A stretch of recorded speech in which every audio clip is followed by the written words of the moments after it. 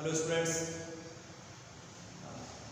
बेटा आपके देवेंद्र सर जो है ना वो किसी विशेष काम से जयपुर गए हैं, तो मैंने सोचा मैं ही क्लास ले लेता हूँ। उनका एक टॉपिक आपका चल रहा था, एडवर्टीजमेंट उन्होंने शुरू किया था और मैंने उनसे डिस्कस किया था। तो उनका सर ये बीच में टॉपिक रह गया था, तो आप उसको पढ़ा लें। Since he is not there ना, that's why I thought that I should take the advantage of this situation और दिस अपॉर्चुनिटी। इससे मैं आप लोगों से मुखातिब भी हो जाऊंगा और अपना एक टॉपिक भी क्लियर हो जाएगा, क्लास भी आपकी रेगुलर हो जाएगी।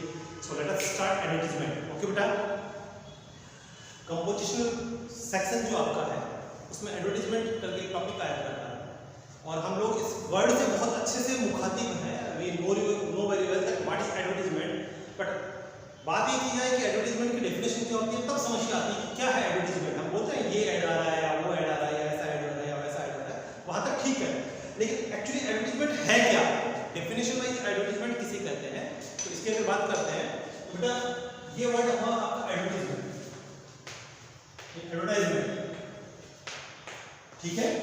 अब एडवर्टाइजमेंट है क्या, तो हिंदी में बेटा जनरली एडवर्टाइजमेंट को विज्ञापन कहते हैं।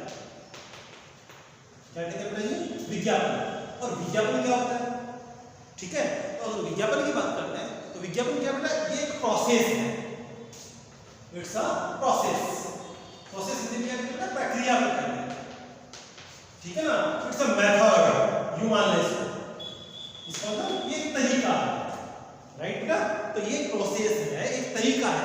किस चीज का तरीका है, ठीक है। तो एक ऐसा तरीका जिसके द्वारा कोई उत्पाद निर्माता उत्पाद मीन्स क्या बेटा, उत्पाद मीन्स द प्रोडक्ट, और उत्पाद निर्माता कौन होगा बेटा, प्रोड्यूसर, जो उस उत्पाद को बनाने वाला है। प्रोडक्ट मेकर भी कह सकते हैं इसको, प्रोडक्ट मेकर। ओके, तो एक ऐसी प्रक्रिया जिसके द्वारा कोई उत्पाद निर्माता अपने उत्पाद की जानकारी किस तक पहुंचाता बेटा, एक शब्द होता है जन सामान्य। जन सामान्य मतलब आम, हर कोई, ठीक है ना। उसको इंग्लिश में कहते हैं मास, कॉमन पीपल, ठीक है। इन तक अगर पहुंचाता है तो इस प्रक्रिया को क्या कहते हैं, इस प्रक्रिया को एडवर्टाइजमेंट कहते हैं। मैं रिपीट करता हूं, एडवर्टाइजमेंट एक ऐसी प्रक्रिया है जिसके द्वारा कोई उत्पाद निर्माता अपने उत्पाद की जानकारी किस तक पहुंचाता है बेटा, जन सामान्य तक पहुंचाता है। इस प्रक्रिया को क्या कहते हैं, एडवर्टाइजमेंट कहते हैं, ठीक है। मेरी बात आ रही समझ में? फिर से रिपीट करता हूं, ये क्या है, ये एक प्रक्रिया है, इट्स अ प्रोसेस जिसके द्वारा कोई उत्पाद निर्माता होता है। मैं बताता हूं उत्पाद निर्माता, मान लीजिए, ठीक है ना, मैं एक चौक बनाता हूं। ये चौक जो है ये एक्स नाम का चौक है और इस चौक का निर्माण मैं करता हूं, तो ये उत्पाद क्या हो गया, ये चौक हो गया। उत्पाद निर्माता कौन हो गया, मैं हो गया, ठीक है।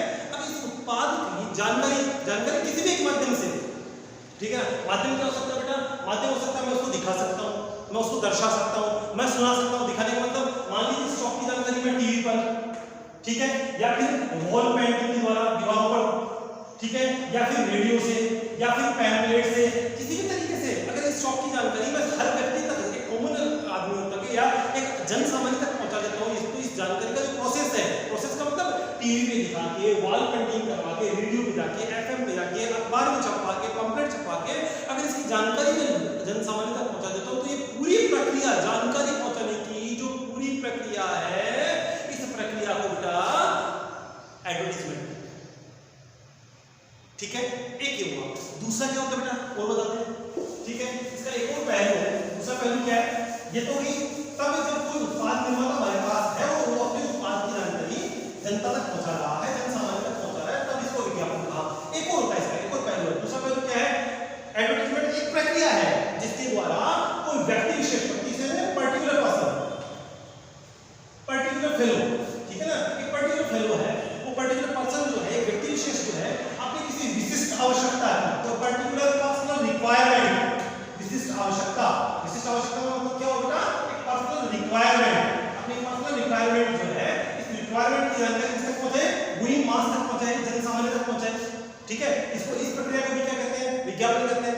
विज्ञापन का तरीका वही हो गया, मैं अपनी आवश्यकता की जानकारी जन सामान्य तक पहुंचाऊं, इस प्रक्रिया को क्या कहते हैं, विज्ञापन कहते हैं। अब आवश्यकता बताइए सर, पहले मैंने कहा कि उत्पाद निर्माता जो होता है उत्पाद की जानकारी का मतलब मैंने आपसे कहा कि बेटा ये चौक है, वो चौक बनाता हूं, इस चौक को मुझे बाजार में बेचना है, इसकी जानकारी मैं जन सामान्य तक पहुंचाता हूं, तो ये प्रक्रिया जो है इसको एडवर्टाइजमेंट का। अब मान लीजिए मैं एक स्कूल चलाता हूं या स्कूल में एक टीचर हूं, मुझे इस चौक की आवश्यकता है और ये पर्टिकुलर एक्स नाम का एक चौक है, तो मुझे एक्स नाम का चौक चाहिए, अब इसकी आवश्यकता मुझे पड़ रही है तो इसकी जानकारी मैं, ठीक है ना, कि मुझे भाई एक्स चौक चाहिए, जो मुझे दे सकता है मेरे से संपर्क करें। अब इस जानकारी को मैं टीवी के माध्यम से, रेडियो के माध्यम से, एफएम के माध्यम से, दीवार पर लिखवा कर, है ना, माइक सिस्टम लगवाकर, पैम्पलेट छपवाकर, अखबार में इसकी विज्ञप्ति देकर मैं किसी भी तरीके से इसकी आवश्यकता की जानकारी अगर मैं जनसामान्य तक पहुंचाता हूं तो ये पूरी प्रक्रिया जो है बेटा जी ये क्या कहलाती है, एडवर्टाइजमेंट कहलाती है। Is that clear? ठीक है, तो अब एडवर्टाइजमेंट को अगर हम लोग एक कंबाइंड रूप से लें तो दो बातें हमारे सामने आती है। पहली चीज क्या आती है, एक कॉमन जो चीज है, ये common, one thing that is common, it's a process, एक प्रक्रिया है। प्रक्रिया किस चीज की है? या तो कोई प्रोड्यूसर जो होता है, प्रोडक्ट मेकर किसकी जानकारी पहुंचाए, अपने प्रोडक्ट की जानकारी किस तक दे बेटा, ये पहुंचाए मास तक, कॉमन पब्लिक तक, जनता तक पहुंचाए, ये एक प्रक्रिया क्या कहलाएगी, विज्ञापन कहलाएगी। ठीक है, दूसरा, ठीक है, एक पर्टिकुलर फेलो है, एक पर्टिकुलर पर्सन है, पर्टिकुलर फेलो, एक विशिष्ट व्यक्ति अपनी किसी निजी आवश्यकता को, पर्सनल रिक्वायरमेंट की जानकारी, पर्सनल रिक्वायरमेंट की जानकारी किस तक पहुंचाए, वही मास या कॉमन फेलो तक पहुंचाए, जनता तक पहुंचाए, इस प्रक्रिया को क्या कहेंगे बेटा, एडवर्टाइजमेंट कहेंगे। क्लियर? तो एडवर्टाइजमेंट क्या है, दोनों को साथ कर देते हैं, दोनों डेफिनेशन एक साथ दे देते हैं। क्या है एडवर्टाइजमेंट? एक ऐसी प्रक्रिया है जिसके द्वारा कोई व्यक्ति, कोई प्रोडक्ट मेकर, कोई उत्पाद निर्माता अपने उत्पाद की जानकारी जन सामान्य तक पहुंचाए, अथवा कोई व्यक्ति विशेष अपनी किसी निजी आवश्यकता की जानकारी जन सामान्य तक पहुंचाए। इस पूरी प्रक्रिया को एडवर्टाइजमेंट कहते हैं। Is that clear? Thank you. आगे बढ़ते हैं। अब हमारे कोर्स में जो एडवर्टाइजमेंट है, कक्षा 12 के कोर्स में जो एडवर्टाइजमेंट रखा गया, उस एडवर्टाइजमेंट का नाम है क्लासिफाइड एड। आपको एग्जाम में जब क्वेश्चन आएगा, क्वेश्चन कुछ इसी प्रकार से आएगा कि क्लासिफाइड एड, क्लासिफाइड एड और ड्राफ्ट एड, क्लासिफाइड एड। ठीक है, अब बात करते हैं क्लासिफाइड एड की। हमारे कोर्स में आ गया एड, कौन सा कहता है, क्लासिफाइड एड। कौन सा विज्ञापन? इसको हिंदी में कहते हैं वर्गीकृत विज्ञापन। कौन सा विज्ञापन है बेटा? वर्गीकृत। अब वर्गीकृत या क्लासिफाइड विज्ञापन क्या है? विज्ञापन की डेफिनेशन देखिए, एक ऐसी प्रक्रिया जिसके द्वारा कोई व्यक्ति विशिष्ट अपनी आवश्यकता की जानकारी या कोई उत्पाद निर्माता अपनी किसी वस्तु की जानकारी जन सामान्य तक पहुंचाता है, इसको क्या कहते हैं? एडवर्टाइजमेंट कहते हैं। अब एडवर्टाइजमेंट का दूसरा फेज आ गया। फेज क्या है? Phase second. This is the second phase. कौन सा फेज बेटा? इसमें पूछा कौन सा एड हमारे कोर्स में है, तो जवाब आ रहा है बेटा क्लासिफाइड है। मैं फिर रिपीट कर रहा हूं, क्या पढ़ा? एडवर्टाइजमेंट पढ़ा। एडवर्टाइजमेंट में कौन सा एड हमारे कोर्स में है? This is the classified ad, जिसको क्या कहते हैं बेटा? वर्गीकृत विज्ञापन कहते हैं। वर्गीकृत विज्ञापन क्या होता है? देखिए, कॉमन एक वर्ड है क्लास, यहां पे आ गया वर्गीकृत में एक शब्द आता है क्लास, स्टैंड्स फॉर वर्ग। ये क्लास जो है ये किसके लिए आता है? ये वर्ग के लिए आता है। अब वर्ग क्या होता है? वर्ग मींस अ पर्टिकुलर कैटेगरी, एक विशिष्ट जो क्षेत्र होता है, विशिष्ट जो इकाई जो है, एक स्पेशल यूनिट जो होती है, उसको क्या कहा बेटा? क्लास कहा। क्लास का मतलब क्या होता है? देखिए, हम लोग जब पेपर लेते हैं, अखबार लेते हैं, तो उसमें एक एडवर्टाइजमेंट का पेज बना हुआ आता है। आप हिंदी का ले लीजिए, आप इंग्लिश का न्यूज़पेपर ले लीजिए, उसमें एक पेज बना हुआ आता है। उस पेज में छोटे-छोटे बॉक्सेस बने हुए आते हैं।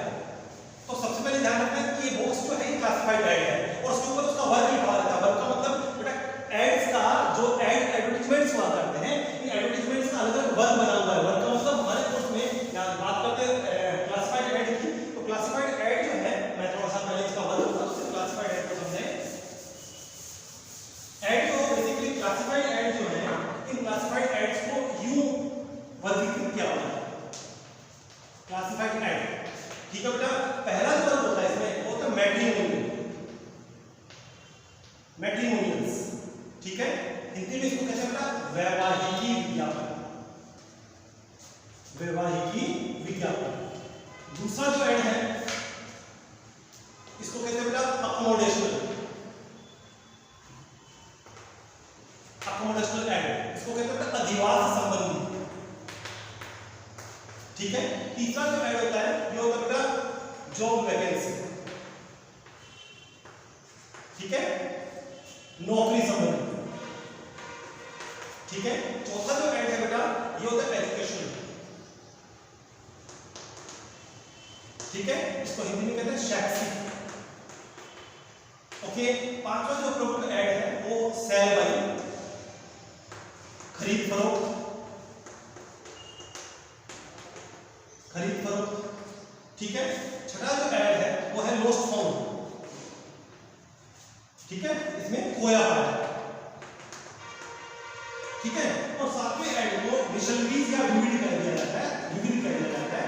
इसमें नेम चेंज आ गया, पैट्स आ गए, इस तरह के दो चार ऐड रखे जाते हैं। तो मैं रिपीट कर रहा हूं। अब बात चली क्लासिफाइड ऐड की, तो मैंने बीच में कहा कि हमारे कोर्स में क्लासिफाइड है। अब क्लासिफाइड मतलब ये क्लास है, अगर विवाह संबंधी कोई ऐड देना पड़ेगा उस ऐड में एक क्लास बना हुआ होगा, एक इस तरह का एक कॉलम बन जाता है, उसके ऊपर साफ साफ लिखा रहता है वैवाहिकी। अब इसके पीछे जितने आएंगे ना ऐड वो तब तक आते रहेंगे जब तक वैवाहिकी विज्ञापन समाप्त नहीं होते। इसके बाद मान लीजिए मुझे कुछ चीज मिली, खो गई पाया, तो यहाँ पे लिखा होता है खोया पाया, लॉस्ट फाउंड, ठीक है। इसके पीछे जितने आएंगे ना बॉक्स में बने हुए वो सारे सारे क्या होंगे बेटा, खोया। तो ये कैटेगरी बन गई है, क्लास बन गई कि यहाँ जो ऐड है 1 2 3 4 5 जो भी है 1 2 3 4 5 6 जो भी है, ये सारे सारे क्या है इस कैटेगरी में है। इस कैटेगरी में कहते हैं वैवाहिक, मैट्रिमोनियल आएगा, यहाँ पे लॉस्ट फाउंड आएगा, उसके बाद में सेल वाइज आ गया, ठीक है ना, उसके बाद एजुकेशनल आ गया, उसके बाद कौन सा भी जॉब वैकेंसी आ गई, अकोमोडेशन आ गया। इस तरह से ये ऐड की एक क्लास चलती है, कैटेगरी चलती है, एक एक एक इनकी एक वर्ग विशेष बना हुआ रहता है, उस वर्ग विशेष के अनुसार इन ऐड को दिखाया जाता है। That's why these are called the classified ad. Okay, पहला ऐड हमारे सामने लिखा हुआ है। अब एज एन एग्जामिनर अगर मुझसे कोई पूछे, ठीक है, या एज ए पेपर सेटर मुझसे कोई पूछे कि हमें एग्जाम में ऐड देना है या ऐड से कंसर्न, हमें ऐड के कंसर्न में एक प्रश्न बनाना है जो वार्षिक परीक्षा में या एनुअल एग्जाम में आए या अर्धवार्षिक परीक्षा में आए या आपके पेपर में आए, तो मेरा ध्यान जो है एज एन एग्जामिनर, मेरा ध्यान जो सबसे पहले जाएगा वो कौन सी कैटेगरी में जाएगा बेटा, मैट्रिमोनियल। इंपोर्टेंस के हिसाब से बता रहा हूँ। उसके बाद मेरा ध्यान आएगा नहीं यार कोई मुझसे कहेगा नहीं मैट्रिमोनियल नहीं देना है, फिर मैं कहूँगा सब अकोमोडेशन देते हैं, फिर कौन सा देना है, फिर जॉब वैकेंसी देना है, फिर कौन सा एजुकेशन। ये इंपोर्टेंस के हिसाब से सीरीज बनी हुई है कि आप ध्यान रखिए इस बात का। तो सबसे पहला कौन सा आया, एजुकेशनल, सबसे पहले कौन सा है, मैट्रिमोनियल आपके पास आ रहा है। अब देखो जब भी आपको ऐड डिक्लेयर करना है या ऐड ड्राफ्ट करना है, ठीक है ना, तो सबसे पहले प्रश्न देखिए कि प्रश्न आपसे क्या कह रहा है, ठीक है। और दूसरी जो बात सबसे पहले ध्यान में रखने वाली है आपको, क्या सबसे इंपॉर्टेंट जो चीज आपको ध्यान में रखनी चाहिए, वो ध्यान रखने वाली बात है कि these are the very much practical subjects. ये प्रैक्टिकल टॉपिक है, ठीक है ना, ये व्यावहारिक प्रश्न आता है। इसको आप लोग अपने ऊपर जितना ज्यादा ले लोगे ना, आपको उतना ही कम रटने की आवश्यकता पड़ेगी, इसको समझने की आवश्यकता है। समझने का मतलब आप अपने पर्सनल ले लीजिए इसको, हर चीज को पर्सनल अगर आप ले लेंगे तो इसको बहुत इजीली आप याद रख पाएंगे। ये चीज ध्यान रखने वाली है। ओके, याद कैसे रखें, पर्सनल कैसे लेंगे बेटा, मान लीजिए हम लोग एक अकोमोडेशनल ऐड लिख रहे हैं, ठीक है, अधिवास संबंधी। उसमें प्रश्न ये बना कि suppose that your father has been recently transferred to Ratangarh, okay, and he is looking for a 3 BHK। तो देखिए आपको 3 BHK का एक मकान ढूंढना है, आपको पता है हाल ही में रतनगढ़ ट्रांसफर हुआ है, तो आप उसमें क्या क्या देखेंगे, मकान में आपको देखना पड़ेगा मुझे कैसा मकान चाहिए, किस जगह पर होना चाहिए, क्या क्या सुविधाएं होनी चाहिए, या प्रैक्टिकल खुद के ऊपर देख लेंगे तो ऐड बहुत इजीली बन जाएगा। उसी कंडीशन में अगर आपको मैट्रिमोनियल ऐड बनाना है तो मैट्रिमोनियल ऐड जब बनाना पड़ेगा तो ये मान के रखिए कि जो रिश्ता रखा जा रहा है, जो प्रश्न आपके सामने रखा गया है वो आपके फैमिली मेंबर का कोई प्रश्न है, ठीक है। आपके बड़े भाई के लिए रिश्ते की तलाश की जा रही है, आपके बड़ी बहन के लिए रिश्ते की तलाश की जा रही है, आपके अंकल के लिए कोई रिश्ते की तलाश की जा रही है। इस तरह कोई अगर प्रश्न बन रहा है तो आप उसको अपने घर पे ले लीजिए, अपने खुद पे ले लीजिए, परिणाम क्या निकलेगा कि ऐड बहुत इजीली बन जाएगा, रटने की आवश्यकता नहीं बनेगी। और सबसे बड़ी बात है परफेक्ट ऐड बनेगा। वो कैसे बनेगा सर समझाइए जरा। मैं समझाता हूँ। एक प्रश्न मान लीजिए इस तरह का, पहले क्वेश्चन दिमाग में रखिए, क्वेश्चन अगर दिमाग में है तब तक आंसर बहुत इजीली बन जाता है। प्रश्न बना, imagine that your parents are looking for a suitable match for your elder brother, help them in drafting a matrimonial ad to be published in the classified column of a Rajasthan Patrika. प्रश्न बना हुआ है, आपके माता पिता जो है आपके बड़े भाई के लिए वो एक उपयुक्त जोड़े की तलाश कर रहे हैं, उनकी हेल्प कीजिए क्लासिफाइड या वर्गीकृत विज्ञापन तैयार करने में जो राजस्थान पत्रिका में प्रकाशित किया जा सके। प्रश्न एक बार फिर से सुन ले, imagine that your parents are looking for a suitable match for your elder brother। प्रश्न एकदम क्लियर हो गया, बड़े भाई के लिए उपयुक्त जोड़ी की तलाश करना है। जोड़े का मतलब क्या होगा, एक उपयुक्त लड़की की तलाश करनी है। यहाँ पे याद रखने वाली बात है कि मैट्रिमोनियल ऐड जब बनता है बेटा जी, तो मैट्रिमोनियल ऐड बनाते टाइम पे आपको या तो ब्राइड के लिए लिखना पड़ेगा या ब्राइड ग्रूम के लिए लिखना पड़ेगा। ब्राइड के लिए अगर आप लिख रहे हैं तो आपके घर में ब्राइड ग्रूम होना चाहिए, और ब्राइड ग्रूम के लिए लिख रहे हैं तो आपके घर में ब्राइड होनी चाहिए। ये याद रखने वाली बात है। ये जो अवेलेबल है हमें गुण उसके बताने हैं, क्वालिटी उसकी बतानी है, राइट। अब आपसे पूछूं कि हमें एक मैट्रिमोनियल आपके बड़े भाई के लिए एक उपयुक्त जोड़ी की तलाश करनी है, राइट। अब आपसे कहा जाए आप लिखिए कौन कौन सी चीजें आपके दिमाग में आएंगी। मैं आपको 10 सेकंड का टाइम देता हूँ, आप विचार कीजिए कि आपके बड़े भाई के लिए एक उपयुक्त जोड़ी की तलाश आपको करनी है, उसके लिए आपको ऐड लिखना है। 10 सेकंड में आप मुझे विचार करके बताइए कौन कौन से बिंदु या आपके दिमाग में एक फ्रेम कीजिए कि ये सारी चीजें उसमें हम लोग देखेंगे, ठीक है, बताइए।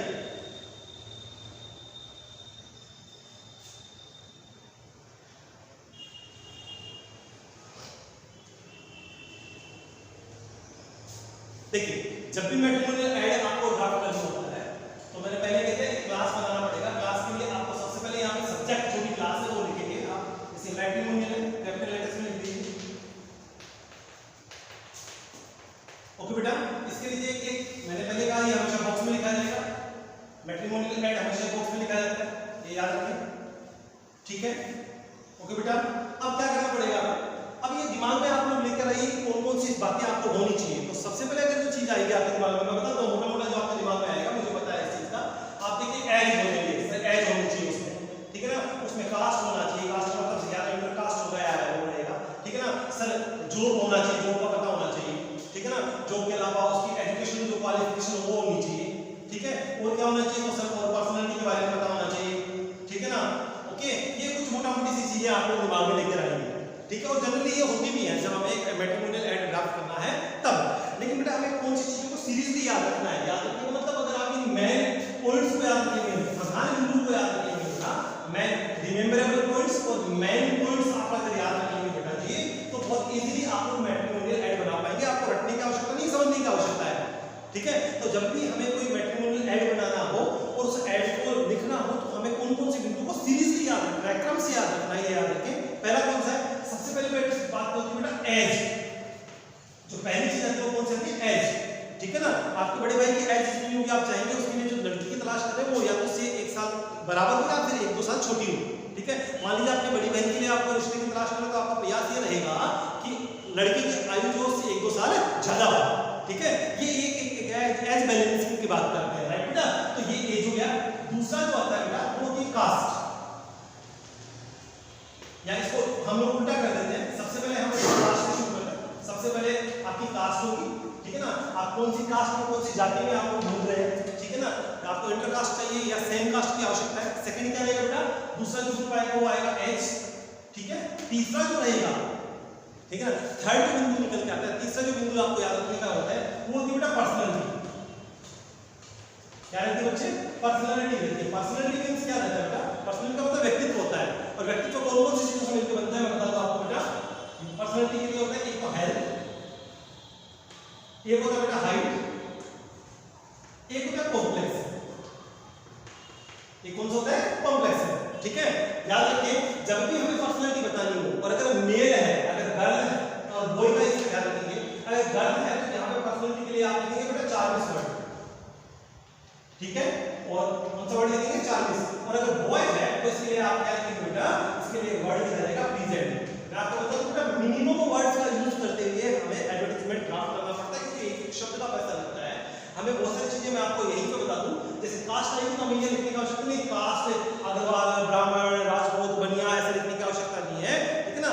आपको ये सीधा आपको जाति लिख देनी है, कास्ट लिखने की आवश्यकता नहीं है। जैसे एज आया तो सीधा ही आप 25 इयर्स लिख देंगे या 23 इयर्स लिख देंगे तो पता लग जाएगा ये एज है, ठीक ना। इसके बाद पर्सनालिटी की बात करेंगे तो सीधा ही आप अगर गर्ल है तो उसके लिए आप 40 लिख देंगे, बॉय अगर है तो प्रेजेंट लिख देंगे। मैं बता रहा हूं अगर जो आपके पास उपलब्ध है उसकी पर्सनालिटी लिखनी पड़ेगी। अब प्रश्न जैसे शुरू किया कि आपके बड़े भाई के लिए आवश्यकता है तो आप यहां पर्सनालिटी क्या लिखेंगे, प्रेजेंट। अगर गर्ल के लिए आवश्यकता पड़ेगी पर्सनालिटी लिखी जाएगी 40, ठीक है। इसके बाद हेल्थ, तो हेल्थ के लिए जो वर्ड यूज किया जाता है वो हमेशा कौन सा यूज करते हैं बेटा जी, नॉर्मल हेल्थ। हेल्थ के लिए जो यूज करते हैं वो कौन सा वर्ड होता है, हमेशा नॉर्मल। हेल्थ हमेशा नॉर्मल लिखते हैं, भले वो एब्नॉर्मल ही क्यों नहीं हो। हम लोग अपने घर के किसी भी सदस्य के लिए इस तरह के वर्ड यूज नहीं करते हैं। उसके बाद हाइट, तो हाइट जो लिखते हैं उसको कभी भी नहीं लिखते जैसे 5 फीट 10 इंच यूं नहीं लिखेंगे, ठीक है। 5 फीट 6 इंच यूं नहीं लिखेंगे। आपको अगर हाइट लिखनी है तो सीधे 5 10, इसका मतलब पढ़ने वाला समझ लेगा कि 5 फीट 10 इंच हाइट है, ठीक है ना। इसके बाद बात करते हैं इसकी कॉम्प्लेक्सन की। तो कॉम्प्लेक्सन में 2 कलर हुआ करते हैं, या तो गोरा होता है या काला होता है। तो फॉर गोरे के लिए हम लोग फेयर लिखेंगे और काले के लिए हम लोग डार्क लिखेंगे, राइट। ये 3 बातें आ गई, कास्ट आ गया, एज आ गया, उसके बाद क्या बेटा पर्सनालिटी आ गई। फिर बात करते हैं बेटा एकेडमिक क्वालिफिकेशन की, जिसको हम लोग एजुकेशन कहते हैं जनरली, ठीक है ना। इसके लिए जो एप्रोप्रिएट वर्ड है, जो सही शब्द है वो कौन सा बेटा, एकेडमिक क्वालिफिकेशन होता है, ठीक है ना। उसकी शैक्षिक योग्यता ही कौन सी है, एकेडमिक क्वालिफिकेशंस, राइट बेटा। ये एकेडमिक क्वालिफिकेशन की बात होगी। अब बात करते हैं जब क्वालिफिकेशन हो गई उसके बाद क्या बात होता है बेटा, उसके बाद होता है जनरली हम लोग कहते हैं सर जॉब, ठीक है। तो इस जॉब को यहाँ पे हम लोग जॉब ना कहकर उसको ऑक्यूपेशन कहते हैं, ऑक्यूपेशन, इसको व्यवसाय कहा जाता है। तो बहुत बार होता है कि हाईली क्वालिफाइड बंदा जो होता है वो बिजनेस की तरफ मूव कर जाता है, वो नौकरी नहीं करता है, राइट ना। ऑक्यूपेशन के बाद जो रहता है भाई, किसी लड़के ने जो है ना वो एमबीए कर लिया, उसके बाद अपना बिजनेस भी कर लिया, एक बड़ा सा शोरूम बना लिया, है ना, एक बड़ा सा गारमेंट शोरूम बना लिया। इनकम क्या है, तो इनकम 2 लाख रुपए महीने की, वहां तक तो ठीक है, बहुत बड़ा तो बड़ा सा शोरूम भी बन गया गारमेंट शोरूम। और उसके बाद इनकम क्या है, 2000 रुपए महीने का ही नहीं आता है। तो ये चीज भी देखी जाती है रिश्ते में कि भाई काम क्या रहता है, तो काम के साथ साथ इनकम क्या है। तो इसके बाद जो इसके कंसर्न में रहता है वो तो बेटा इनकम, ठीक है। ये तो बात हो गई कौन सी, ये एक उस व्यक्ति के बारे में होगी जिसको हम ढूंढ रहे हैं, भले वो लड़का है लड़की, सबसे पहले कास्ट होता है, उसके बाद एज होता है, पर्सनालिटी के लिए मैंने पहले कह दिया, गर्ल अगर होगा तो 40, बॉय अगर होगा तो प्रेजेंट। उसके बाद हेल्थ, हमेशा वर्ड कौन सा यूज करना है, नॉर्मल। उसके बाद क्या होता है हाइट, फिर क्या होगा बेटा कॉम्प्लेक्शन, कॉम्प्लेक्शन के लिए क्या लिखा जाता है फेयर और बैक। उसके बाद क्या होता है एजुकेशन, फिर क्या होता है ऑक्यूपेशन, लास्ट में क्या होता है इनकम। ये किसी लड़के या व्यक्ति के बारे में, लड़की के बारे में ये सारी चीजें कंप्लीट होगी। अब क्या रह गया, अब रह गया बेटा एक और चीज, वो क्या बेटा फैमिली बैकग्राउंड, फैमिली बैकग्राउंड, पारिवारिक पृष्ठभूमि जिसको कहा जाता है। ओके बेटा, ये फैमिली बैकग्राउंड होगी। और लास्ट में होता है बेटा कॉन्टैक्ट। अगर हमें ये 8 एलिमेंट्स जो है, पॉइंट्स जो है, ये सीरीज याद है, तो हमने बहुत प्रभावी तरीके से मैट्रिमोनियल ऐड प्रिपेयर कर लिया है। मैं रिपीट करता हूं, हम मैट्रिमोनियल ऐड रेडी कर रहे हैं, ठीक है ना। मैट्रिमोनियल ऐड में जो सबसे पहले चीज होती है वो कास्ट बतानी होती है, उसके बाद एज होता है, एज के बाद पर्सनालिटी, पर्सनालिटी दो होती है, गर्ल्स और बॉयज के लिए आपने बता दिया गया है। उसके बाद पर्सनालिटी किन चीजों से लिखी होती है, हेल्थ, हाइट और कॉम्प्लेक्शन से, जिसको वर्ड कहते हैं। इसके बाद एजुकेशन आ जाएगा, एजुकेशन के बाद ऑक्यूपेशन, ऑक्यूपेशन के बाद इनकम है, फिर फैमिली बैकग्राउंड और लास्ट में कॉन्टैक्ट है। इनको आप सीरियसली याद रखिए बेटा, इसको आराम से याद रख लीजिए, आपका ये बहुत इजीली बन जाएगा। फिर आपको यहाँ कुछ नहीं करना पड़ेगा, आपको क्वेश्चन देखना है, बहुत इजीली लिखेंगे, caste, age, personality, education, occupation, income, family background and last में contact. Is that clear? Thank you. अब बात करते हैं ये बनाने की। तो आपसे क्वेश्चन मैंने पहले याद दिया कि इमेजिन दैट योर फादर और your parents are looking for a suitable match for your elder brother. इस कंडीशन में याद रखना है, अगर आप वधू की तलाश कर रहे हैं तो यहाँ पे आपको फॉर ब्राइड लिखना पड़ेगा, और अगर आप वर की तलाश कर रहे हैं तो ब्राइड ग्रूम करना पड़ेगा आपको, ग्रूम। ओके, हमें क्या चाहिए, आपका बड़ा भाई उपलब्ध है, हमें किसकी आवश्यकता है, वधू की तलाश है। यहाँ पे बॉक्स बनाएंगे, बॉक्स बनाने के बाद यहाँ क्या लिखेंगे, इसके लिए लिखा जा रहा है फॉर ब्राइड। लिखते टाइम आप ध्यान रखें, अगर आपने अंडरलाइन करना है इस कंडीशन में हर शब्द का पहला अक्षर आप कैपिटल लिखेंगे, एफ का फॉर द एफ कैपिटल कर दिया, ब्राइड का बी कैपिटल कर दिया है, ठीक है। ओके, अगर आप इनको सब कुछ कैपिटल करेंगे तो इस कंडीशन में इसको अंडरलाइन करने की आवश्यकता नहीं पड़ेगी, राइट। और आगे बढ़ते हैं, ठीक है। अब बिगनिंग कैसे करनी है, तो वांटेड की बात करिए, ठीक है ना। तो या तो आप यहां शुरू करें, जैसा क्वेश्चन आपको दिया, wanted a suitable match for, okay. या फिर आप क्या कर सकते हैं, अलायंसेस आर इनवाइटेड फॉर। ये इसके बाद सारी चीजें कॉमन आएंगी, मैं रिपीट कर रहा हूं, wanted a suitable match for, या फिर आप लिख सकते हैं alliances are invited for. Is that clear? Repeat कर रहा हूं मैं, आप फॉर ब्राइड कर रहे हैं, wanted a suitable match for और अलायंसेस आर इनवाइटेड फॉर। कौन सा लिख रहे हैं हम लोग, मैट्रिमोनियल ऐड। बिगिनिंग किससे होगी, कास्ट से। अब शुरुआत करें, आपके बड़े भाई के लिए जोड़े की तलाश है, आप शुरू कैसे कर सकते हैं, ठीक है ना। जैसे for an Agarwal boy, for an Agarwal boy.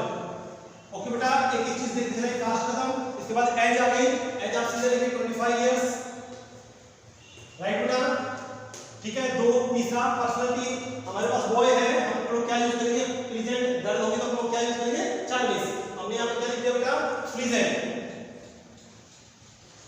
Right बेटा जी। इसके बाद क्या करना है, ठीक है ना, ये हो गई पर्सनालिटी, मतलब हेल्थ। मैंने पहले कह दिया हेल्थ जैसा भी हो, भले वो रेडी प्रिंट लगे क्यों नहीं हुआ, हम लोग उसको नॉर्मली लिखेंगे, ठीक है ना। तो हेल्थ कैसे होगा बेटा, नॉर्मल, कोमा। इसके बाद क्या होगा बेटा, हाइट। हाइट के लिए जैसे कहते हैं हमने 5'7", 5 फीट 7 इंच हाइट है, ठीक है ना। इसके बाद कॉम्प्लेक्शन कैसा गया, हमने लिख दिया फेयर, राइट। ओके बेटा, यहां तक। अब एजुकेशन की बात करते हैं। एजुकेशन जो है वो हमने जैसे मान लीजिए एमबीए लिख दिया यहाँ पे, क्या कर रखा है, क्वालिफिकेशन, एमबीए क्वालिफिकेशन हमारी लड़की की। ऑक्यूपेशन क्या है, ऑक्यूपेशन इसने कहते हैं जैसे मैनेजर एट प्राइवेट, ठीक है ना, किसी प्राइवेट कंपनी में, यहाँ पे COMC कर दो, प्राइवेट कंपनी में मैनेजर है, ये ऑक्यूपेशन हो गया। इनकम कितना है, तो लिखते हैं यहाँ पे 12 लाख एनम, एक साल में 12 लाख